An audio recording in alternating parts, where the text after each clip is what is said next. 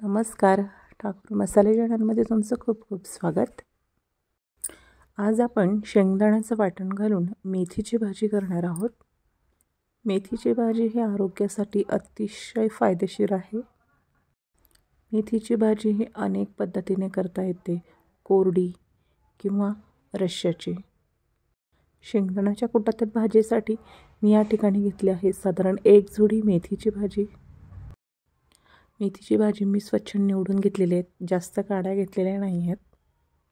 निवडून घेतल्यानंतर 2 वेळेस पाण्याने स्वच्छ धुवून घ्यायची आहे, जेणेकरून त्याला जर काही माती असेल तर ती निघून जाईल अशा पद्धतीने.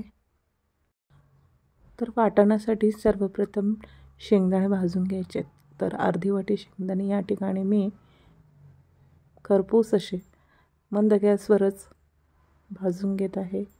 गॅसची फ्लेम एकदम स्लो आहे.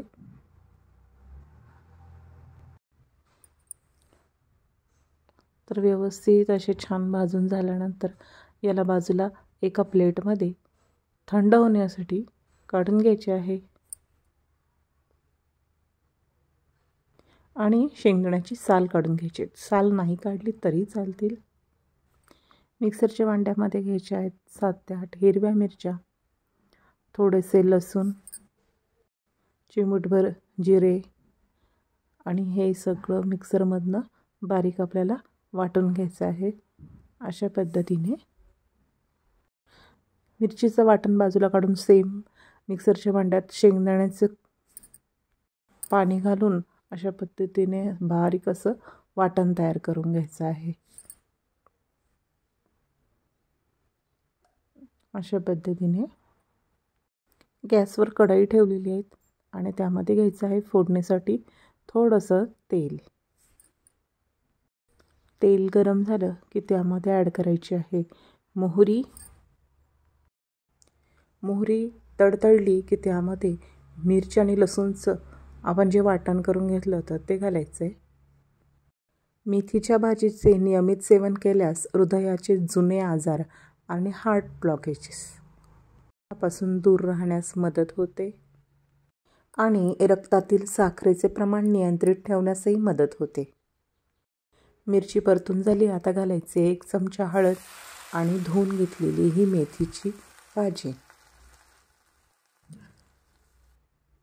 सर्व भाजी टाकून घेतलीत आणि आता छान परतून घ्यायचे.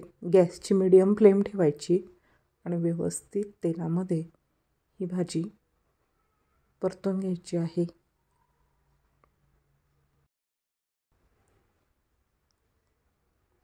छान अशी परतून झाल्यानंतर यावर झाकण ठेवून याला 10 मिनिटासाठी वाफवून घ्यायची.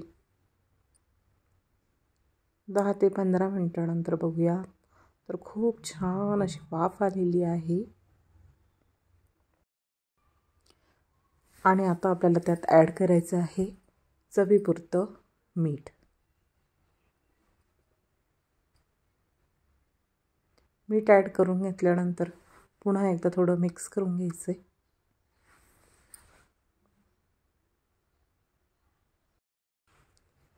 व्यवस्थित मिक्स झालं आहे आणि आता त्यामध्ये आपण जे शेंगदाण्याचं वाटण करून घेतलं होतं पाणी घालून ते घालायचं आहे.